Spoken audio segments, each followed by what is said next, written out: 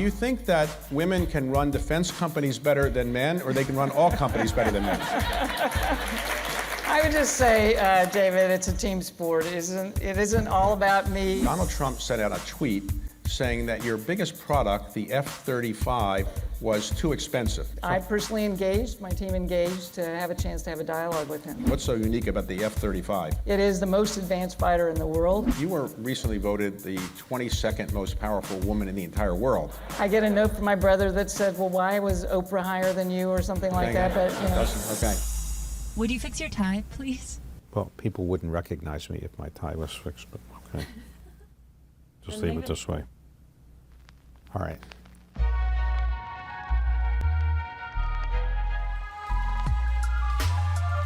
I don't consider myself a journalist, and nobody else would consider myself a journalist. I began to take on the life of being an interviewer, even though I have a day job of running a private equity firm. How do you define leadership? What is it that makes somebody tick? Since you've been the CEO, the stock has gone up roughly 330%. The market capitalization is up roughly 280%. Another company that you compete with, General Dynamics, has a female CEO as well, and their stock is up about 250% since she became the CEO. That's Phoebe Novakovic. Do you think that women can run defense companies better than men, or they can run all companies better than men? I'm just looking at the audience, how many women are out there clapping, but David, I would just say, David, it's a team sport. It isn't all about me on the performance of our company, but I'm really proud about what our team has been able to accomplish over the last 6 years. I'm in my 6th year as CEO. So when you walk into the shareholders' meetings, do they give you a standing ovation? It must be pretty happy. We have some happy shareholders, yes, but they always, keep a beat on us to make sure that we're constantly creating value. So it's what have you done for me lately? Okay. So, during the transition of the President of the United States, Donald Trump sent out a tweet saying that your biggest product, the F-35, was too expensive. And I think you were out of the country at the time? I was in Israel, where we were delivering their first 2 F-35s. So what was your reaction to the President of the United States tweeting that you were charging the U.S. government too much? Well, first of all, we needed to get those aircraft delivered, and one of the most interesting thing was that Prime Minister Netanyahu, he was at that event, and he asked me about the fact that our new president was going to get a better price on those aircraft, and maybe he should get a rebate on the ones that we were delivering. So that presented a bit of a challenge, but what was important was to recognize what our president-elect was communicating. I mean, he was trying to communicate to the American people that he was going to get good deals on the equipment that he purchased, and that he was going to increase defense spending, but he was going to make sure that he spent the taxpayers' dollar wisely. And so I personally engaged, my team engaged, to have a chance to have a dialogue with him. So you did give him a little discount? We drove the price down. Yes, we got the deal done, and we did it in an accelerated fashion, and he definitely had an influence on that. Now, since he's been president, the defense budget is now higher than it's ever been. I think when you count everything, over $700 billion annually. So is this a great time to be a defense company CEO? Well, let me just put it in perspective for you. We're certainly encouraged by the fact that our country is now spending more on defense. But if you just sort of look back over the last few years, we're playing catch up in a large way. I mean, certainly want to maintain our technological superiority over our adversaries or over the potential adversaries. What it's meant for industry is that we managed through that downturn, just like any well-managed company, but we didn't invest at the level that we would have in terms of innovation, in terms of other areas of the business, because we were in a down cycle. Now with the up cycle, it's time for us to really bring forth the innovations and continue to spend the efforts that we can to align with the priorities of our customers. So do you need a security clearance, and how long does it take to get one of those? Well, you know, 60,000 of our employees have security clearances, so it's a very important element of our business. I personally have to have certain, we have some sensitive and classified information that I need to be briefed on, so I have the appropriate clearance associated with that. So let me talk about your background. You grew up in Kansas, and your father died when you were 9 years old, and you had 4 siblings, and how did your mother support 5 children? Well, it was tough, frankly. I mean, my father was, he was with the Department of the Army, and my mother was the at-home mom with 5 children, and it knocked the props out of, you know, what was, we were not, you know, we were average family, but set us back a lot. But I give great credit to my mother, who raised 5 children on her own, and she just passed away a couple of years ago at 97, so I mean, incredibly life that she had. And She was from taught Alabama? us, she was from Alabama, but she taught us the value of a dollar. You know, we had to learn how to economize at a very young age. She'd send us in to pay the power bill, the electric bill. She just got her kids out and said, you've got to learn how to do these things because you've got to be, it taught me to be very self-reliant, I would say. Well, I was told that she used to say to you, go to the grocery store, here's $5 and bring back $7 of groceries. Yes, that's true. That's very true. So, learn how to economize. So I learned early how to economize, yes. Okay, so you went to University of Alabama, and did you get a scholarship and you didn't have to work? Oh, no, I didn't have a scholarship. I worked nights. I worked on what was called the graveyard shift, so to speak, from 11 at night to 7 in the morning, and then I went to class from 8 to 1 or 2, and then I'd sleep unless I had a date, and then I'd go right back to work and without sleeping, because you can do that when you're 18 or 19 years old. But yes, I worked full-time, paid my own way through school, finished in 3.5 years, and you know, you do what you had to do. So Okay. So after you graduated, did you say, I want to be the CEO of Lockheed Martin, or what did you say? No, I started looking for a job. I took a job as an economist here in Washington with the Bureau of Labor Statistics out of college. They were in the midst of redoing the producer price index. It was a good job for a grad student to come in. And so I actually started my career here. 4 years later, we looked for the next position, and I interviewed at several companies, one of which was Lockheed in Marietta, Georgia, and started there as a senior industrial engineer. So when you went to Marietta, Georgia, you worked your way up. You had, I think, 22 different leadership positions. So you must have been moving around a lot. I was in Marietta for about 13 years. 18 months in, I was promoted to supervisor in industrial engineering, and then about the 2-year mark, I was put on a general management development program, and great credit to a sponsor that he put me forward for the program. So I spent 2 years rotating around the company, and at the end of the 2 years, I was a manager over all of our production estimating and budgets. Now, at one point, your husband was unemployed, and he got a job interview with a company, and what company was that? Yeah, he surprised me a bit. His company went out of business, and so he was out looking for a job. We had a 5-month-old baby, so we were very much hoping he'd find a job. And it was a tough labor market at the time, but he came home one day and he said, okay, I got a job. And I said, where? And he said, at Lockheed. And I went, what? You're at Lockheed? Oh, sorry.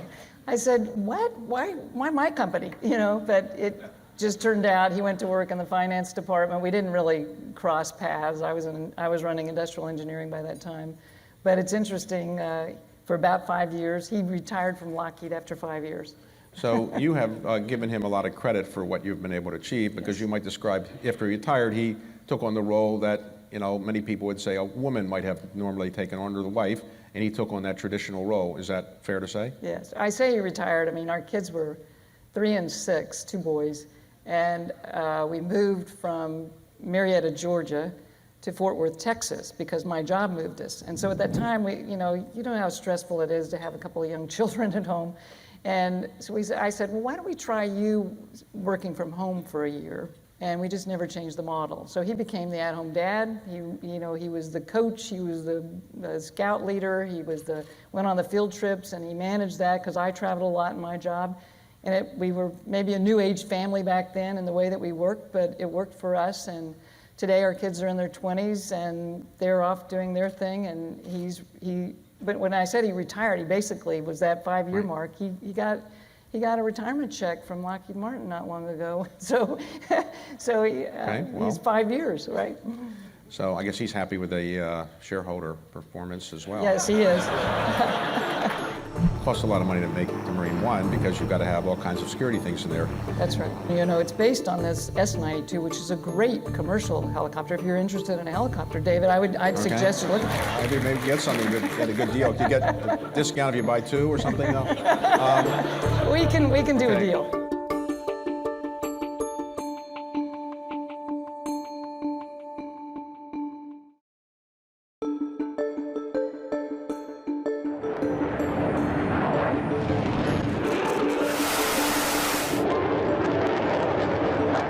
Let's talk a moment about the product I mentioned earlier.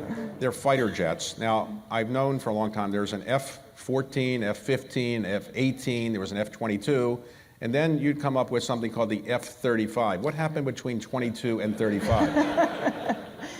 Well, the fact is that aircraft are not numbered by Lockheed Martin. I mean, the U.S. government determines what the number is. So an F standing for a fighter, a B for a bomber, you know, the terminology is kind of general, and usually it is sequential. We won the contract with our X-35, which was the experimental, you know, you named them with an X or a Y if they were experimental or a prototype. So we had named our offering in this competition. But when they announced the winner, Lockheed was the winner, and the Secretary of the Air Force said the F-35, and we were all shocked because we thought it was going to be the F-23. So once he named it, that's what number it became. You didn't want to tell him he made a mistake, I guess, since he just awarded the contract. But so in the history of our country, this is the biggest defense contract ever, tens of billions of dollars, I assume. Why does it cost that much to make these planes, and what's so great about this plane? What's so unique about the F-35? The F-35A, which is your conventional variant of the aircraft, was priced at $94.3 million. And we're on a path to drive that down to $80 million by 2020. Think about that. You know, you think about if you fly, maybe you fly a Gulfstream or something like that. Think about what you paid for that, and think about the most sophisticated jet fighter in the world that might cost $80 million. I mean, that's pretty remarkable in my mind. It is the most advanced fighter in the world, so it is basically a force multiplier. It's a fabulous aircraft, and I don't have to tell you that. Talk to some of the pilots that fly it. The SR-71 was a very famous plane that I think now is in the Air and Space Museum of the Smithsonian.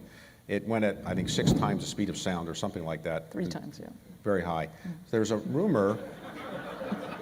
rumor in the defense press somewhere that you're making an SR-72.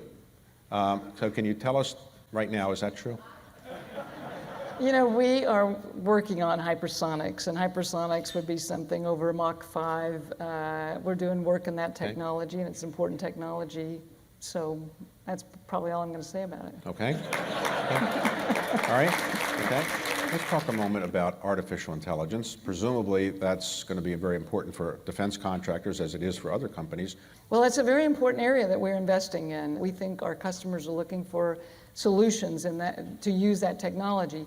But in artificial intelligence, you can think about, we're working on a helicopter that will be unmanned, so that's an opportunity. Unmanned helicopter. An unmanned helicopter. We have other unmanned vehicles that we have, but that autonomy and using the artificial intelligence for actually flying the helicopter. What's the price for the unmanned is a little bit. Well, all right, so unmanned helicopter, that sounds pretty novel. But even in the cockpit of our aircraft, you know, it's using the artificial intelligence by fusing information in such a way that the pilot doesn't have to, you can't, the human mind just can't move at the same speed as what you can get through that computing power, and so they can make the right decisions to deal with the situation. And we have such things as collision avoidance. So even on our F-16s, and we'll be putting this on our F-35, we have technology there through artificial intelligence that if a pilot doesn't realize that they're about ready to hit the ground, this aircraft will take control and avoid. We've already saved 6 pilots' lives with that type of technology. So that's just a few examples of how we apply the artificial intelligence. Now, one of your other products is a helicopter. You bought Sikorsky helicopter from United Technologies. Correct. Why did you buy it? And are they making the Marine one, which is the president's helicopter? And how much does that cost?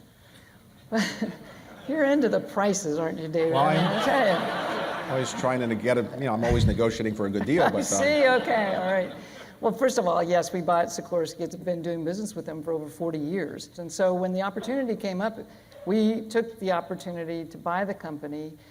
Great integration into our company. It brings a Black Hawk helicopter, it brings a CH-53K helicopter for the Marine Corps, and as you mentioned, the Marine One. I'm happy to say that that program is on schedule and on cost in producing that for, but it for costs the a lot president. costs a lot of money to make Marine One because you've got to have all kinds of security things in there. Yes. So it's not something you can sell to any other country, I assume. So you only make, 23 of them you're going to make or something like Yes, that's right. Mhm. that? And when are they going to be available? I think it's 2019 or so that they'll come forward. So- But I was going to mention to you, it's based on this S-92, which is a great commercial helicopter. If you're interested in a helicopter, David, I'd suggest you look at it. I mean, I think they're only around, $35, $40 million. I mean, I'm sure you could do that. Negotiate. Maybe get something good, get a good deal. Could you get a discount if you buy two or something? No? We can do a Okay. deal. When you started out, were you often the only woman in the room at Lockheed?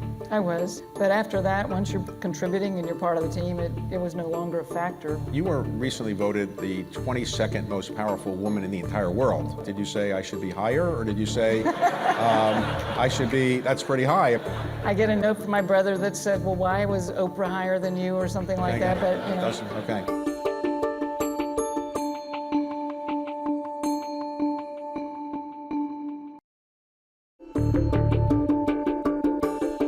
What's it like to be the CEO of our nation's largest defense contractor? You get about 70% of your revenue, I think, from the U.S. government. How much of your time do you have to spend with the U.S. government? How do you spend your time, let's say in a typical week, percentage time?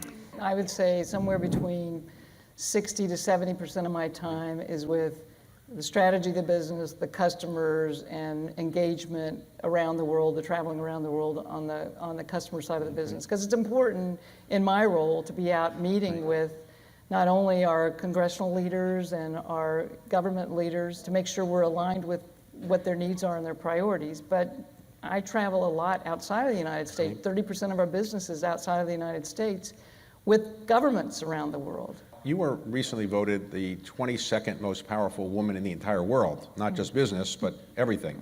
So when you saw that, did you say I should be higher, or did you say I should be, that's pretty high? I mean, and how does it feel to be the 22nd most powerful female in the entire planet of 3.6 billion women?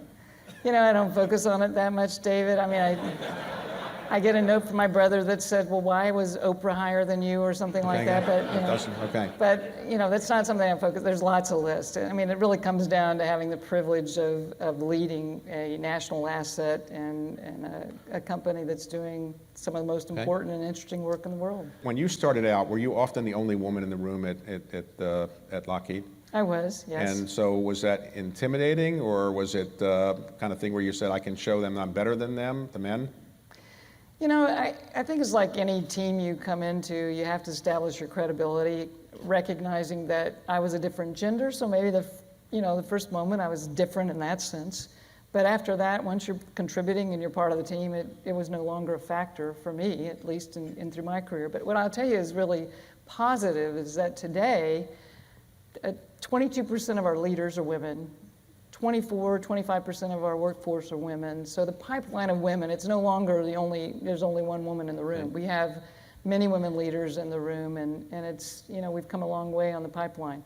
Back 35 years ago, there weren't as many women coming out of engineering and other professions to come into the workforce, just as the case was for a customer. But you look at our customer day, look at our military services, how many women are involved, how many men and women, but women are in uniform and in leadership positions. It's just a pipeline issue, and we're always working on that pipeline to get more women. Okay, and what do you do for relaxation? Are you an exercise person, or are you a traveler, or sports, or whatever? I like to play golf. My husband and I like to get out and play some golf as relaxation. I like to travel. I mean, our family gets together and travels. I travel a lot for the job, probably 40, 50% of my time. I travel on a business travel, but one of the things we really enjoy is getting together as a family to travel, and always try to create some fun travel that our kids will find. As long as mom and dad pays for it and it's fun, they'll come.